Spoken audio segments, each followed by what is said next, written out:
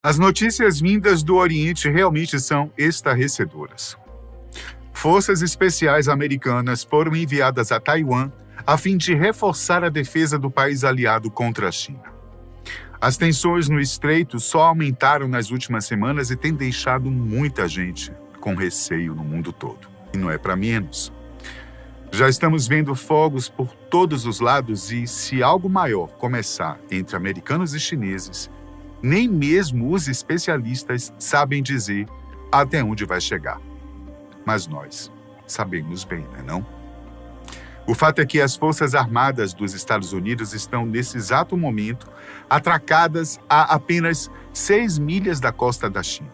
Mas o que era para ser uma ação meio às escondidas não deu muito certo.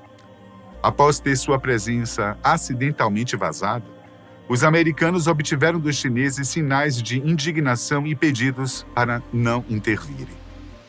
No entanto, o exército americano se recusou a recuar e, na verdade, confirmou que a presença de operadores especiais americanos em Taiwan agora será permanente. A medida, claro, foi controversa para dizer o mínimo, e para a China isso não passou de um ato de provocação. É bom lembrar que não é Taiwan que ameaça invadir a China, mas sim o contrário. E é por isso que membros dos Boinas Verdes do Exército dos Estados Unidos, juntamente com outros operadores, agora estarão permanentemente estacionados em pelo menos 2 ilhas próximas à costa chinesa. Embora não haja reconhecimento diplomático entre Estados Unidos e Taiwan, o país oriental que faz divisa por mar com a China ao sul, esse é um importante parceiro comercial dos Estados Unidos. Em 2022, Taiwan foi seu 9º maior parceiro comercial, com um volume de comércio bilateral que inclui eletrônicos, maquinários, produtos químicos e agrícolas.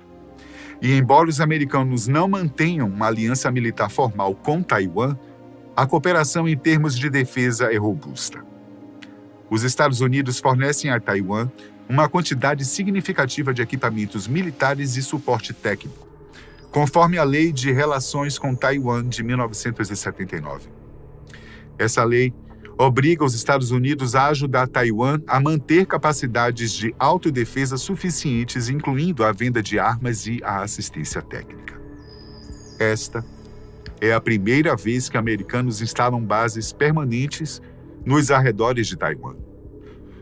Bom, tudo isso se deve ao convite feito pelo governo taiwanês que, mais do que nunca, vê seu país ameaçado pela vizinha China. As forças americanas instalaram seus soldados em 2 pontos estratégicos, na ilha de Penghu e na de Kinmen, situadas a cerca de 6 milhas da costa da China. O Departamento de Defesa americano permaneceu calado sobre o propósito dessas forças especiais, embora tenha afirmado que um de seus objetivos é ajudar a treinar as próprias forças especiais e anfíbias de Taiwan. Os Boinas Verdes são ultra-especialistas na defesa contra forças especiais inimigas, tornando-os idealmente adequados para a tarefa de preparar Taiwan para a inserção inevitável de soldados nas forças especiais chinesas, caso um conflito surja na região. Um foco importante da missão desses caras é justamente isso, bem como identificar e neutralizar infiltrados e sabotadores. E segundo informações militares, o que não faltam são pessoas enviadas pela China especialmente para tais funções. Essa é uma grande preocupação, uma vez que os serviços de inteligência de Taiwan frequentemente descobrem colaboradores ou infiltrados chineses nas forças armadas taiwanesas, na população em geral e até dentro do próprio governo. Por sua vez, a China lançou uma agressiva campanha de guerra na zona cinzenta contra Taiwan, na tentativa de influenciar a opinião pública ou preparar o terreno para uma invasão. Os infiltrados chineses agitam a população taiwanesa, maldizendo seu governo e também coletam informações detalhadas sobre as defesas de Taiwan. Em caso de guerra, espera-se que a primeira fase de uma invasão inclua uma enorme campanha de sabotagem em todas as ilhas, realizada na tentativa de retardar ou prejudicar a resposta inicial de Taiwan às incursões chinesas. Líderes políticos e militares também são alvo das forças especiais chinesas. Alguns planos que foram descobertos indicam que equipes especializadas de eliminação podem ser enviadas para assassinar a liderança de Taiwan como parte do avanço da China durante a invasão. Nesse cenário, os boinas verdes são bem adequados para ajudar a treinar as forças de Taiwan, já que costumam fornecer segurança para VIPs americanos durante cenários de guerra. Durante a tempestade no deserto, o general americano Norman Schwarzkopf, que supervisionou toda a campanha, tinha sua própria equipe de segurança composta por boinas verdes para frustrar as tentativas iraquianas de assassiná-lo. As forças norte-americanas acreditam que uma invasão chinesa a Taiwan é inevitável. E relatórios recentes afirmam que a China provavelmente estará totalmente preparada para tal invasão dentro de até 3 anos, ou seja, 2027. A estimativa inicial era que a China se aproveitaria da turbulência política após as eleições americanas de 2024 para invadir até 2025. Mas um escândalo de corrupção massivo dentro da Força de Foguetes do Exército de Libertação Popular, a PLARF, parece ter erodido significativamente a confiança do presidente chinês Xi Jinping em suas forças militares.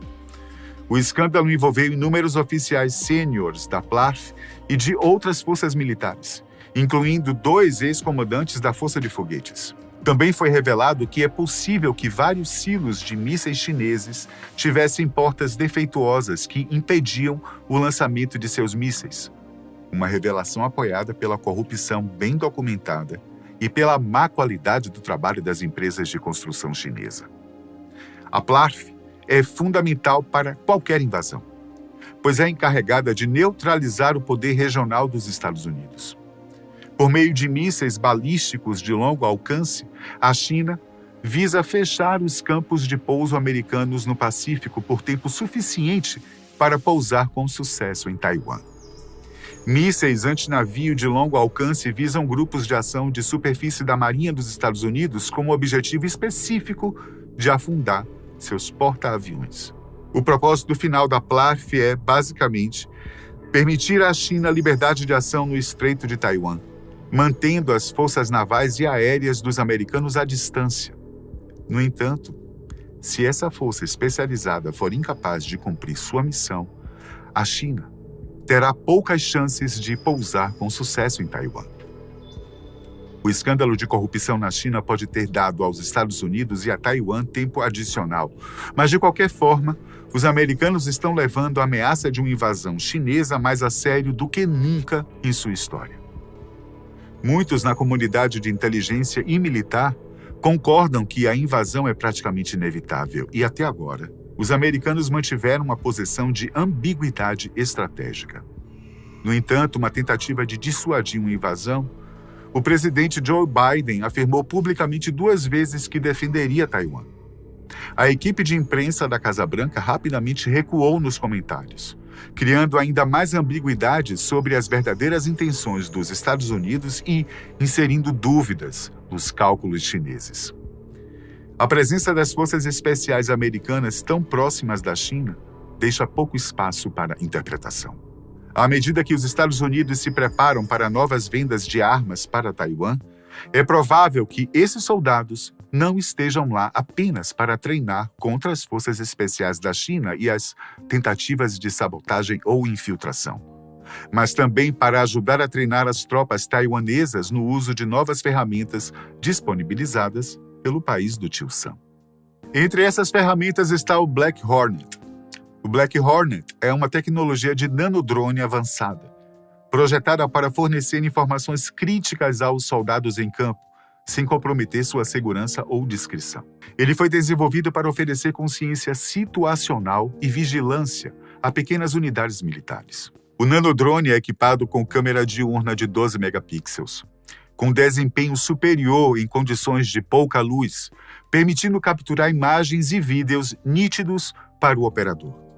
Além da câmera diurna, o drone também incorpora um sensor térmico de alta resolução que permite detectar alvos mesmo à noite ou em ambientes com pouca visibilidade. Pesando apenas 70 gramas, o Black Hornet tem um tempo de voo de mais de 30 minutos e um alcance superior a 2 quilômetros. Sua assinatura visual e sonora é extremamente baixa, tornando-o difícil de detectar, o que é essencial para missões de reconhecimento e vigilância. Pouco foi falado publicamente sobre a missão específica e o treinamento que os boinas verdes estão realizando em Taiwan. Mas a localização deles em ilhas periféricas é uma forte indicação de outros aspectos de sua missão. A proximidade da costa da China pode sugerir a preparação de próprias forças especiais de Taiwan para conduzir contra-infiltrações na China em caso de hostilidades. Qualquer invasão a Taiwan levaria meses para ser preparada, à medida que as tropas são movidas para a costa e os navios são montados. Isso dá às forças especiais taiwanesas a oportunidade de realizar missões de sabotagem dentro da própria China, na tentativa de retardar a invasão ou atrasá-la.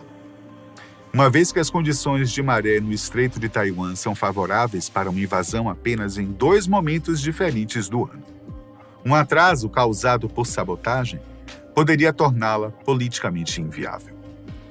Por meio de comunicação criptografada e resistente a interferências, as forças especiais nessas ilhas poderiam direcionar disparos de longo alcance contra embarcações chinesas que se movem em direção ao estreito.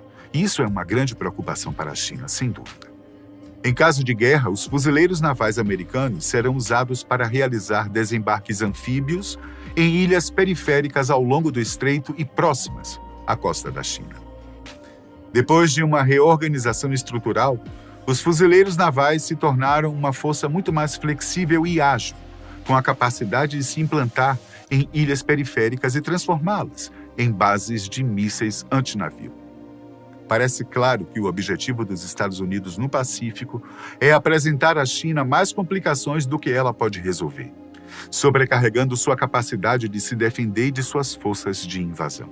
Taiwan está em extrema necessidade de reestruturação no que diz respeito às suas forças armadas diante da crescente agressão chinesa. E o objetivo dos Estados Unidos é ajudar nisso. Seus principais tanques de batalha são, em sua maioria, modelos antigos da Guerra Fria doados ou vendidos pelos americanos e provavelmente não oferecerão muita resistência contra os tanques mais modernos da China. Também há uma falta crítica de sistemas de mísseis tanto para a defesa aérea quanto para enfrentar veículos blindados chineses. Um problema que os Estados Unidos estão tentando resolver com as vendas contínuas de armas, mas que está sendo afetado pela necessidade de enviar essas mesmas armas para a Ucrânia. As unidades taiwanesas também estão operando com cerca de 60% do efetivo necessário devido à redução do serviço militar de 1 ano para apenas 4 meses desde 2013. Não. A situação não é confortável para nenhum dos países envolvidos e muito menos para o resto do mundo. Levando em consideração as guerras que já estão em curso, envolvendo Rússia, Ucrânia, Israel, Irã, Iraque, indiretamente, Reino Unido, França, Alemanha e principalmente Estados Unidos, que parece ser o eixo disso tudo, não chamar isso de uma prévia para uma guerra mundial é até desleixo. O que é que você pensa sobre tudo isso? Será que se a coisa esquentar entre China e Taiwan, essas guerras todas podem se tornar uma só? Estamos indo para um ponto sem retorno da Terceira Guerra Mundial? Eu espero que não. Até a próxima. No começo desta semana, nós publicamos um vídeo falando sobre Kushal Kumar, o astrólogo indiano que previu que o fim do mundo começaria nesta terça-feira, no dia 18. O novo Nostradamus, como está sendo chamado, não disse que o apocalipse se daria neste dia exatamente, mas que este seria o seu início, e que os eventos que aconteceriam poderiam desencadear a ruína da humanidade. E não é que, para nossa surpresa, foi justamente nesse dia que o presidente russo Vladimir Putin desembarcou na Coreia do Norte para conduzir uma série de acordos com um ditador Kim Jong-un Entre eles, uma parceria que estabelece um pacto de mútua proteção caso eles sofram alguma investida do Ocidente. Essas duas nações estão sendo consideradas párias no cenário internacional já há algum tempo, pois receberam diversas sanções que as colocaram em espécie de isolamento, como forma de punição pelos crimes de guerra conduzidos pela Rússia no avanço contra a Ucrânia e pela insistência da Coreia em continuar investindo em armas nucleares. A visita já está preocupando os especialistas em relações internacionais, que tentam identificar os verdadeiros motivos camuflados nestes acordos. Fique conosco para entender o que está acontecendo e quais as possíveis consequências que este encontro produzirá para nós e para o resto do mundo. A última vez que Putin esteve em Pyongyang, capital da Coreia do Norte, foi há 24 anos, quando Kim Jong-il, pai do atual ditador, ainda estava no poder. Isso aconteceu em julho do ano de 2000 e foi o primeiro encontro diplomático entre os países desde o fim da Guerra Fria. Naquela época, a Rússia tentava ressurgir e se despontar na comunidade internacional, assim como era durante o domínio da União Soviética. Ao passo que os norte-coreanos tentavam aumentar o contato com o mundo exterior após o fim da Marcha Árdua, uma grave crise de fome que ocorreu entre 1994 e 98 devido ao regime político e às crises internas do Estado. Nessa ocasião, os líderes adotaram a Declaração Conjunta Coreia do Norte e Rússia, que já tinha várias cláusulas de cooperação em várias áreas, especialmente militares, com troca de informações e recursos, como mísseis e munições. Além disso, também foi acordado que, em caso de invasão ou situação de perigo, os países iriam se contatar imediatamente para pensar em uma solução que fosse favorável para ambos. Os anos se passaram, Kim Jong-il faleceu, dando lugar a seu filho, e a relação entre as nações deixou de ser tão estreita. Mesmo que eles tenham mantido várias afinidades e diversas políticas de boa vizinhança. Mas isso vem mudando ao longo dos anos, principalmente por conta do cenário global que estamos vivenciando. O grande marco dessa nova fase aconteceu em setembro de 2023, quando Kim Jong-un viajou em seu trem oficial até uma cidade russa que fica próxima à fronteira do seu país. Este foi o primeiro evento diplomático destes países depois da pandemia mundial de Covid-19 e já foi cercado por muitas especulações. Os serviços de inteligência da Coreia do Sul e dos Estados Unidos disseram que o encontro tinha objetivos militares claros e que uma parceria entre os dois seria estabelecida mesmo que isso não fosse anunciado de forma aberta para o mundo. Para nós foram mostradas apenas as trocas de elogios e presentes, com carros de luxo blindados, além do convite para que Putin visitasse o território norte-coreano, como está acontecendo agora. Mas todos sabem que houve muitas negociações embutidas. Desde o início da invasão russa à Ucrânia, Kim Jong-un se manteve favorável ao conflito, legitimando o ataque apesar das consequências catastróficas que estamos observando ao longo dos anos. Ao mesmo tempo, Putin também se compadece com a Coreia do Norte e diz que juntos eles podem lutar contra o imperialismo do Ocidente que quer impor suas regras em todo o mundo através de suas sanções. Como estava claro que o encontro no ano passado tinha segundas intenções, os serviços de inteligência continuaram a vigiar a movimentação entre os países e descobriram que várias trocas comerciais estavam sendo realizadas. Usando imagens obtidas por satélites, foi possível detectar 4 navios de carga da Rússia viajando para o país vizinho e retornando a um porto militar em seu próprio território. Estima-se que mais de 7.000 containers fizeram esse trajeto, carregando mais de 1 milhão de munições e de foguetes para alimentar as batalhas no território ucraniano. É claro que é difícil afirmar qual o verdadeiro conteúdo dessas transações. Afinal, só foi possível observar as cargas a uma distância muito grande. Mas todas as características apontam para que essas informações obtidas sejam verdadeiras. Sem contar que já foram encontrados diversos vestígios das munições fabricadas na Coreia do Norte nos terrenos de batalha da Ucrânia. Ou seja, essa parece ser uma questão já superada. O grande temor dos países do Ocidente é entender até onde essa parceria pode chegar, já que essas nações autocráticas e autoritárias não parecem temer as consequências. Por exemplo, antes de fazer a visita prometida, Putin iniciou uma série de exercícios militares no Oceano Pacífico, que devem durar pelo menos 10 dias. Ao todo, são 40 navios, lanchas e barcos, além de 20 aviões e helicópteros que passarão pelas águas do extremo oriente da Rússia, próximas à Coreia do Sul e do Japão, que são aliados dos Estados Unidos. Isso ocorreu pouco tempo depois de um navio russo fazer manobras em um posto de operação que fica em Cuba, elevando ainda mais as tensões entre os países. É esse tipo de ação inconsequente que os analistas temem, ainda mais levando em conta a relevância que os líderes estão dando para esse encontro. Putin foi recebido com uma grande celebração em Pyongyang, a começar pelo tapete vermelho que foi estendido de seu avião até a pista, onde ele se encontrou pessoalmente com Kim Jong-un, que o abraçou fervorosamente.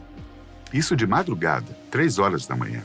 A recepção continuou com todas as honrarias que um chefe de Estado pode ter, ou talvez ainda mais. O presidente russo está sendo tratado literalmente como um rei. Os dois governantes saíram juntos no carro blindado que foi dado a Kim Jong-un pelo próprio Vladimir Putin. Eles desfilaram pelas ruas enfeitadas com bandeiras da Rússia ao lado de cartazes que estampam o rosto do presidente estrangeiro.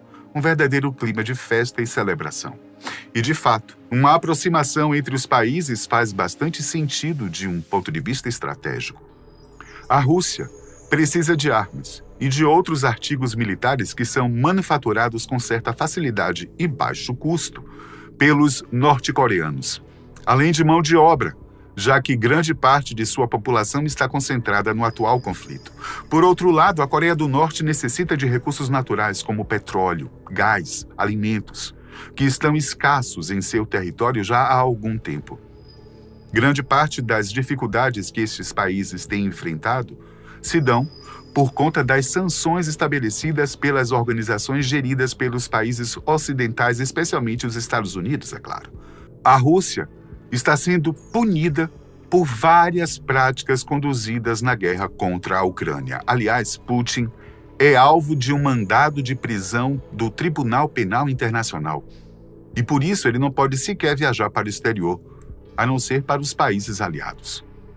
Já a Coreia do Norte está sendo penalizada por descumprir as orientações de cessar suas pesquisas, desenvolvimento e fabricação de armas nucleares. Atualmente, eles estão isolados a nível econômico e social, e suas transações acontecem basicamente entre a Rússia, China e alguns países do Oriente Médio. Inclusive, essa é uma das maiores preocupações entre os especialistas em relações internacionais. Eles acreditam que um dos maiores desejos da Coreia do Norte é receber instruções e recursos dos russos para ampliar seu arsenal nuclear, construindo não apenas bombas, mas dispositivos para lançá-las, como é o caso dos submarinos. Além disso, eles também anseiam em construir satélites de reconhecimento mais avançados, pois eles já estão estagnados nessa área há décadas, o que pode comprometer uma batalha travada nos dias de hoje. Mas basicamente todos concordam que mesmo que isso seja tratado entre eles, o resultado das negociações não ficará claro para o público. Ao invés disso, eles vão continuar expressando mútuos elogios e reafirmando como estão próximos, ideologicamente falando. Eles também poderão indicar outras parcerias em tópicos menos sensíveis, como a economia.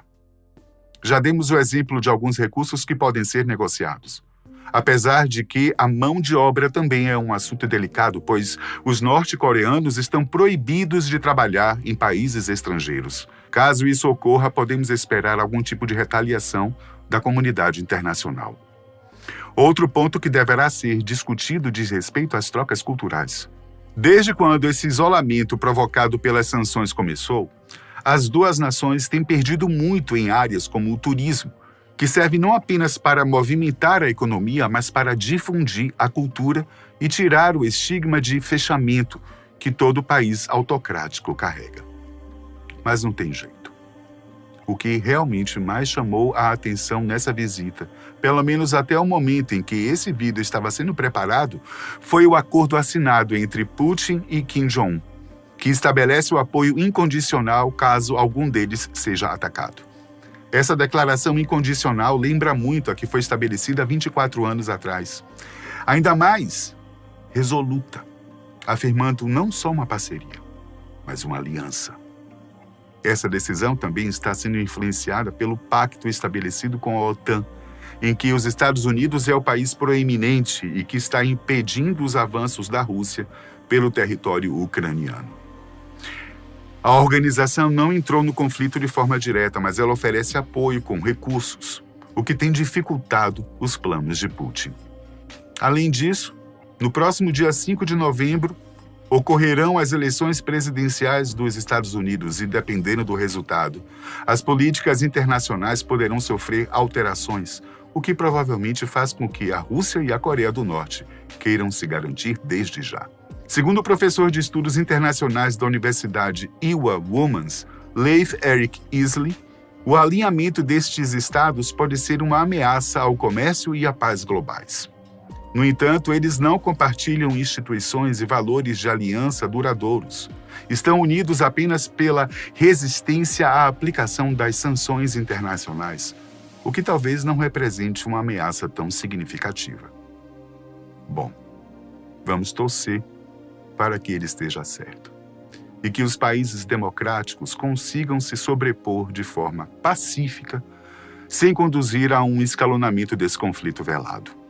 E tomara que as relações internacionais e democráticas não fracassem, pois isso nos conduziria a um cenário terrível, sem sombra de dúvidas.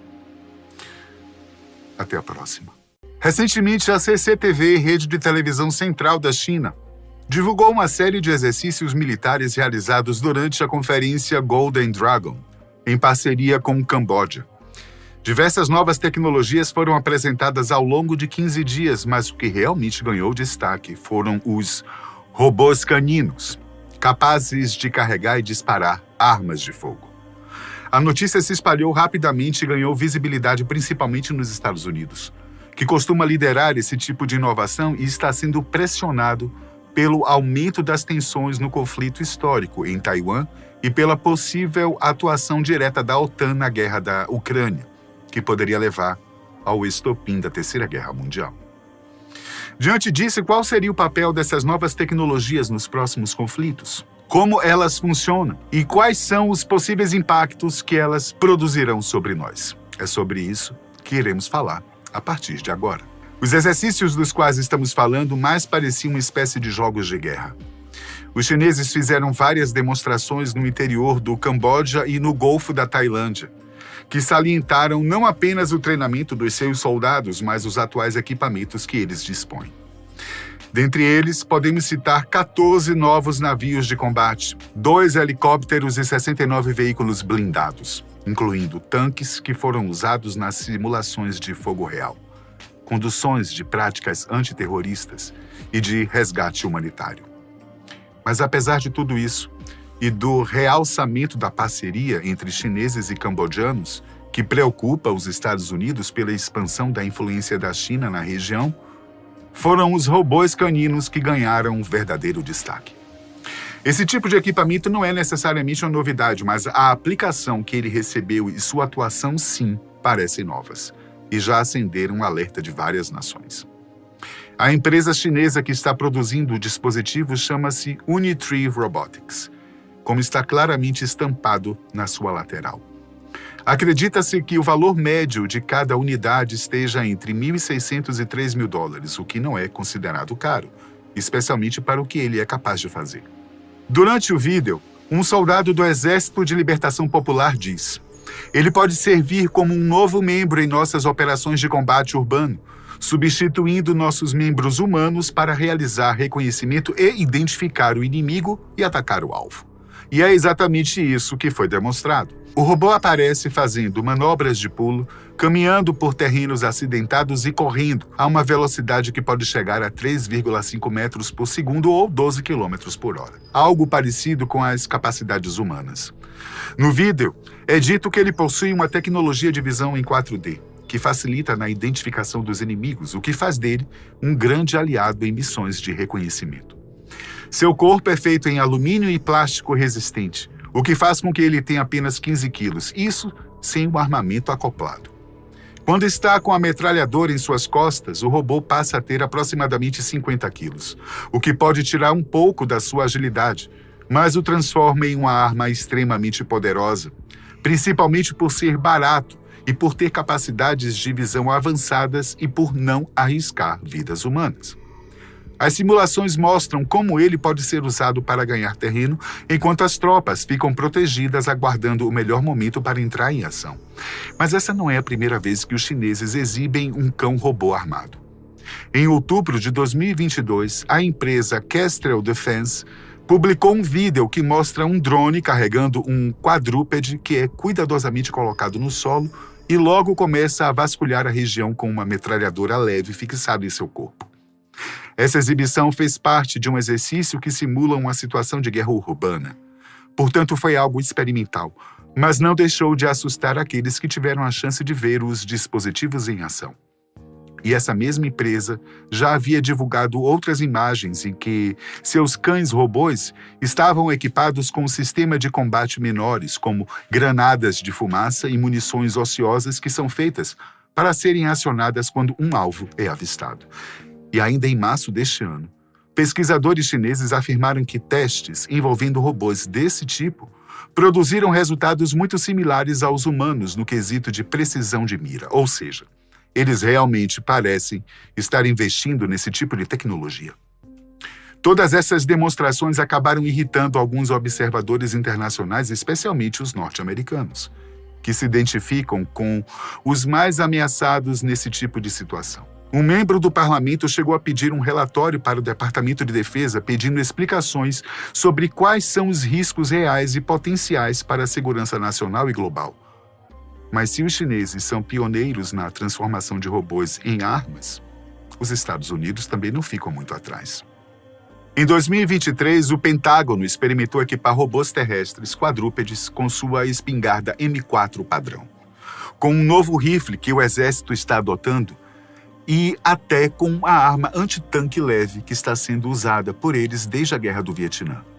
Além disso, poucas semanas antes dos chineses divulgarem seus testes, o Comando de Operações Especiais do Corpo de Fuzileiros Navais americano revelou que estava experimentando o uso do sistema de armas acionadas por inteligência artificial em caninos mecanizados desenvolvidos pela empresa Onyx.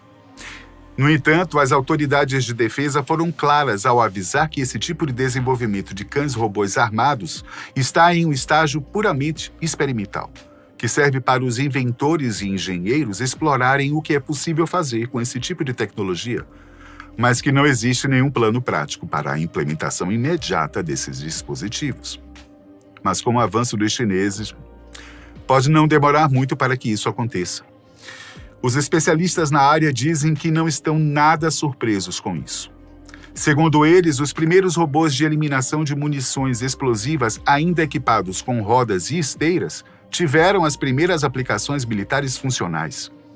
Eles são equipados com câmeras ultra-tecnológicas e desempenharam um papel muito importante no que diz respeito à segurança pessoal e reconhecimento de terreno. Por isso, não iria demorar muito até que começassem a montar armas nesse tipo de equipamento, que é exatamente o que está acontecendo agora. A grande novidade é que, ao invés de usar esse modelo antigo, mais similar a um veículo, os militares estão migrando para os robôs quadrúpedes, inspirados por aquilo que já funciona no reino animal. Uma das primeiras empresas a desenvolver esse modelo foi a Boston Dynamics, que lançou o Big Dog ainda em 2005. Ele chegou a ser usado para fins militares, transportando armas e suprimentos para os soldados americanos em terrenos considerados hostis aos tradicionais veículos terrestres, mas ele mais parecia um cavalo do que um cachorro. E seu tamanho, peso e barulho excessivo fez com que ele fosse descontinuado, deixando claro que ainda estava muito cedo para uma tecnologia como essa. Mesmo assim, o projeto serviu de base para a construção do Spot, um robô da mesma empresa que foi lançado em 2015, corrigindo as deficiências da primeira versão. Apesar de ser muito pequeno para fazer o transporte de cargas, o novo modelo ganhou aplicações de reconhecimento, por ser capaz de garantir a segurança do perímetro de forma segura, rápida e silenciosa, protegendo os soldados envolvidos na missão. Outras empresas começaram a trabalhar em projetos semelhantes, como a Asylum Robotics e a Ghost Robotics, que conseguiram investimentos públicos para investir em seus dispositivos. Em 2020, os cães-robôs começaram a ser usados oficialmente pelas Forças Armadas estadunidenses, contribuindo para a defesa das bases dos estados de Nevada e da Flórida. Mas até então, apesar de estarem aplicados no uso militar, os quadrúpedes funcionavam apenas para garantir a segurança através do patrulhamento, como se fossem câmeras ambulantes. No entanto, os possíveis usos ostensivos já começaram a causar um incômodo na população, que já estava assustada pelo comportamento dos robôs em si, o que pode ser explicado pelo conceito de Vale da Estranheza. Você já sentiu isso? Uma espécie de medo ou repulsa por ver seres inanimados se comportando ou parecendo como seres vivos. É exatamente isso que diz o Vale da Estranheza. Quanto mais algo age de forma real, mais não semelhante, por não estar vivo de fato, mais causa uma sensação desagradável em nós. Mas além disso, as preocupações se dirigiam ao fato de que dispositivos não humanos poderiam ser equipados com armas, o que pode parecer assustador, especialmente se você é fã de filmes e séries de ficção científica como Exterminador do Futuro e Black Mirror, com a diferença de que a ameaça agora é real. Pensando nisso, a líder desse ramo, Boston Dynamics, junto com outras 6 grandes empresas, divulgaram uma carta em outubro de 2022, afirmando que estavam proibindo seus clientes, inclusive as Forças Armadas Americanas, a transformarem seus produtos em dispositivos de combate, ou seja, proibindo que armas fossem instaladas em seus robôs. Porém, a Ghost Robotics não estava nesse pacto. E esta foi a primeira companhia a testar algo desse tipo, criando o SPUR, sigla para Rifle Não Tripulado de Propósito Especial. Um robô quadrúpede com um rifle de assalto de 6,5 milímetros desenvolvido pela Sword International. Mas eles, juntamente com a Onyx, que está desenvolvendo o equipamento para ser usado com inteligência artificial, disseram que suas armas necessitam de um operador, o que não irá comprometer a segurança e integridade de seres humanos que não são alvos de uma missão. Pelo menos, por enquanto. Alguns especialistas do ramo, como Sam Bendit, consultor do Centro de Análises Navais, disse que apesar de ameaçadores, atualmente esses sistemas estão longe de serem ágeis ou versáteis o suficiente para serem usados em campos de batalha. Os veículos terrestres que usam rodas ou esteiras ainda são melhores para esses propósitos, pois parecem ser mais adaptados, pelo menos enquanto a tecnologia humana ainda não é capaz de imitar a natureza de forma fidedigna. Ainda não está claro como esses cães-robôs serão usados no futuro. Mas se levarmos em conta o sucesso que eles já alcançaram na área de reconhecimento de terrenos, pode não demorar muito até que estejamos aterrorizados pelo ruído metálico de 4 patas nos campos de batalha. Até a próxima. Estamos, infelizmente, na iminência de uma terceira guerra mundial. E isso está claro não só nos acontecimentos atuais, como também nas palavras de alguns governantes, digamos, mais excêntricos, como Vladimir Putin, da Rússia, Kim Jong-un, da Coreia do Norte, e também um receio explícito demonstrado por Joe Biden, presidente americano, Volodymyr Zelensky, da Ucrânia, além de toda a União Europeia. Afinal, como disse o próprio Vladimir Putin, em uma entrevista dada a um ex-âncora da Fox News, uma guerra global levaria toda a humanidade à beira da extinção. Mas levando o assunto a um cenário hipotético, que é o que todos nós desejamos que seja, no máximo, no caso de haver essa terceira guerra, o Brasil estaria pronto para ela? Quem seria convocado e quem poderia ser dispensado? Nossas forças de defesa estão preparadas para tal cenário? Pesquisamos diversas fontes, sem envolver preferências políticas, religiosas ou filosóficas, para trazer até você esse tipo de informação, que achamos crucial no atual estágio dos conflitos que ocorrem no leste europeu e também no Oriente Médio. Historicamente, o Brasil tem participações em conflitos envolvendo outros países, mas não de forma tão engajada quanto os Estados Unidos e vários países europeus, por exemplo. No entanto, já aconteceram diversos conflitos internos ou próximos, especialmente nos séculos XVIII e XIX, por questões territoriais principalmente. O fato de termos um histórico tímido em grandes guerras mundiais se deve ao uso da diplomacia como arma para resolvermos as questões internacionais, o que não impediu que, lá atrás, nossos soldados fossem enviados aos campos de batalha. O Brasil participou tanto da Primeira Guerra quanto da Segunda Guerra Mundial, lutando ao lado dos aliados, Estados Unidos, Reino Unido, França, Itália e até da Rússia. E para ficar bem claro, na Primeira Guerra Mundial, que ocorreu entre os anos de 1914 e 18, os aliados eram Reino Unido, França, Rússia, o Reino da Itália, Estados Unidos, Brasil, Portugal, Império do Japão, Romênia, Reino da Grécia e outros. A luta foi travada contra os países do Império Central, que envolvia os impérios alemão, austro-húngaro e otomano, além do Reino da Bulgária e outros. Inicialmente, o Brasil manteve-se neutro na Primeira Guerra Mundial, buscando não restringir os seus produtos exportados na época, principalmente o café. Em outubro de 1917, após diversos ataques alemães a embarcações brasileiras, o governo do Rio de Janeiro declarou guerra à Alemanha. O chanceler brasileiro Lauro Miller, de ascendência alemã, havia renunciado pouco antes, sob pressão de manifestações populares e ataques a instituições das comunidades imigrantes germânicas estabelecidas no país. O Brasil foi o único país latino-americano que participou da Primeira Guerra Mundial. Ao término do conflito, participou da Conferência de Versalhes e foi indenizado pelas perdas que teve durante a guerra.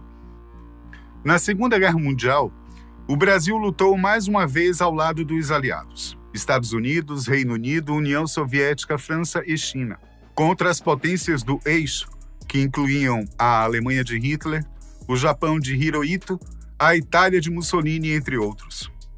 O Brasil, naquela época, era presidido por Getúlio Vargas, sob um regime ditatorial e simpático ao modelo fascista italiano, e não pretendia entrar de cara na guerra. Em fevereiro de 1942, os mares do Atlântico foram palco de uma série de ataques. Submarinos alemães e italianos começaram a torpedear embarcações brasileiras. O motivo?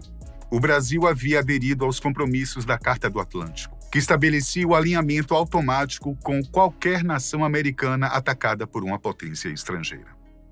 A neutralidade brasileira, outrora teórica, agora estava sob ameaça. Enquanto o ano de 1942 avançava, os americanos entraram em cena.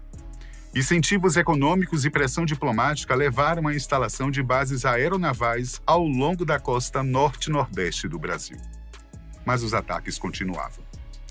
21 submarinos alemães e 2 italianos afundaram 36 navios mercantes brasileiros, resultando em 1.691 náufragos e 1.074 mortes.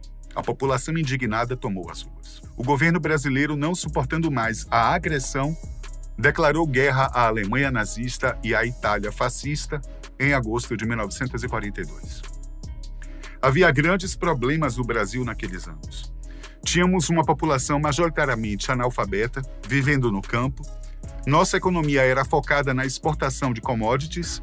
Nossa política internacional era tradicionalmente isolacionista, sem uma infraestrutura industrial, médico-educacional que pudesse servir de sustentação material e humana ao esforço de guerra por aquele conflito.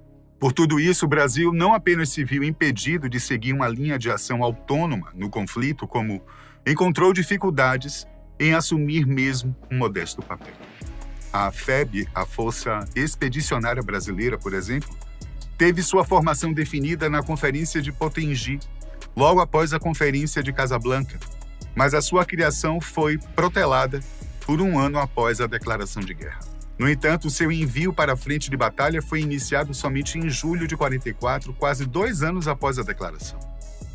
Contudo, de um total previsto de 100 mil soldados, o Brasil enviou 25 mil, ou seja, 1/4 do previsto. Mesmo com problemas na preparação e no envio, já na Itália, treinada e equipada pelos americanos, a Força Expedicionária Brasileira cumpriu as principais missões que lhe foram atribuídas pelo Comando Aliado.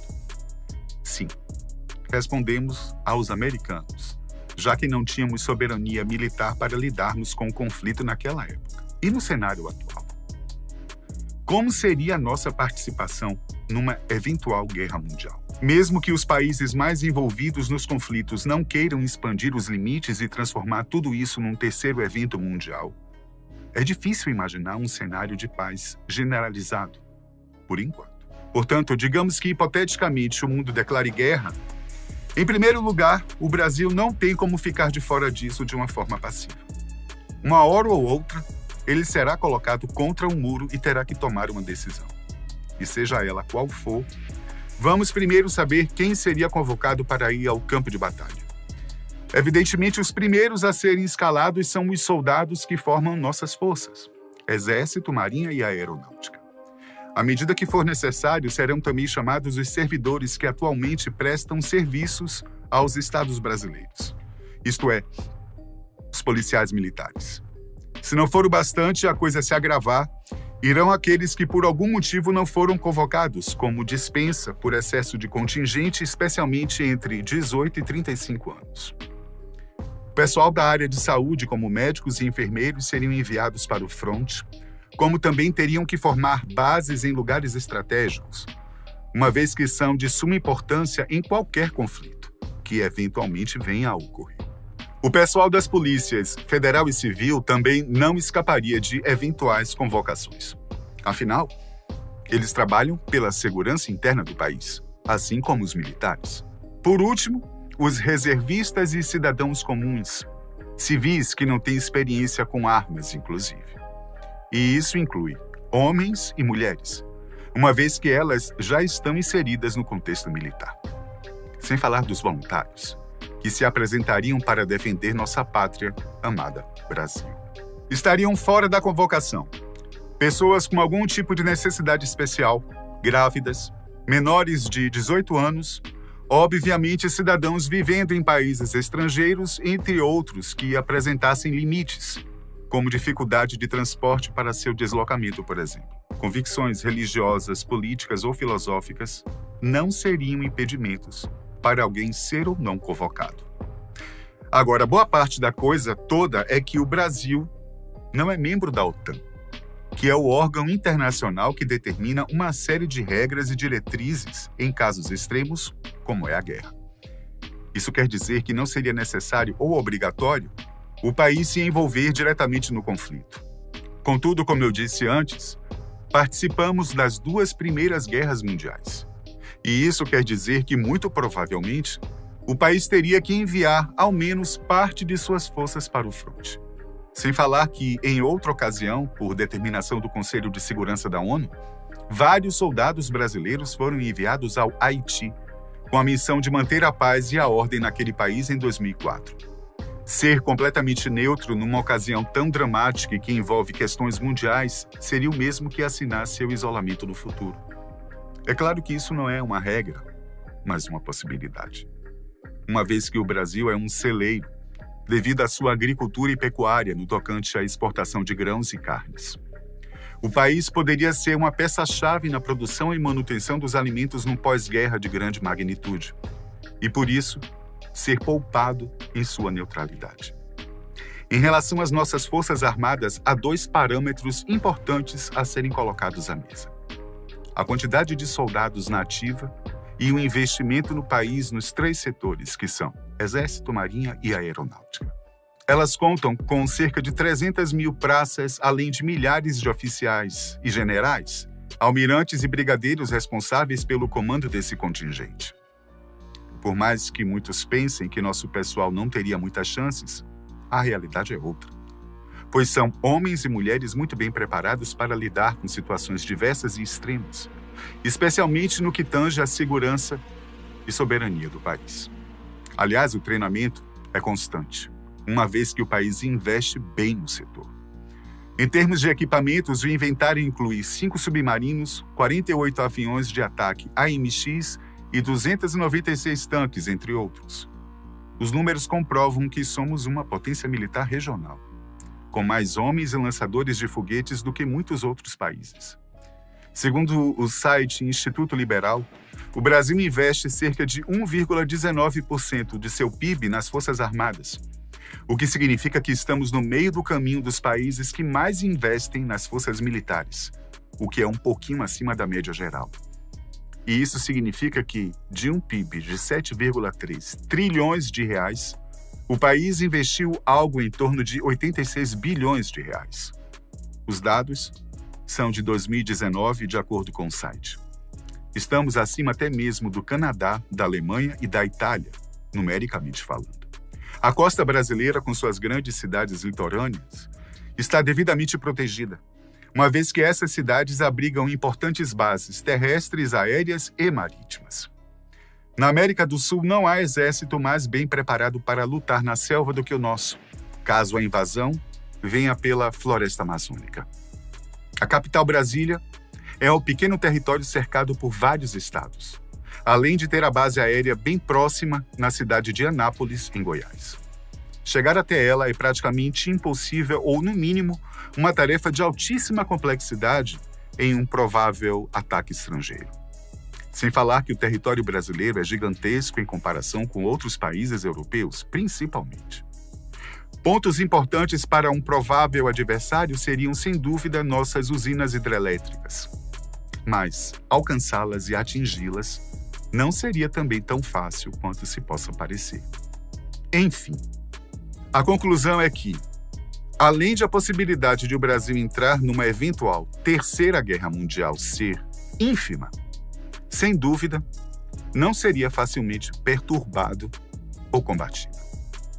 O brasileiro, diferentemente de muitas outras nacionalidades, não é tão passivo quanto possa parecer. E muito menos tão despreparado para enfrentar as crises, tenham elas as dimensões que tiverem. E você? Como é que você vê essa situação toda? Você acredita no seu país quando se trata de soberania e defesa? Conta aí pra gente. Até a próxima.